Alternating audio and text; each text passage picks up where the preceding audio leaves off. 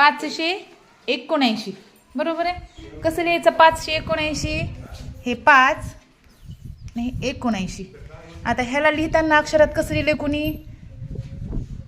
500 लिहिलं. हे 500 चुकलं. दुसरं कसं लिहिलं? 500 असं पण लिहिलं काही काही नाही. बरोबर आहे की नाही? हां ते पण चुकलं. हे आहे कसं 500. तर पहा ना तुम्ही आता इथं काय आहेत? 5 आहेत आणि इथं पण आपण अक्षरात लिहिताना पण 5च लिहा ना. म्हणजे कसं लिहिणार? 579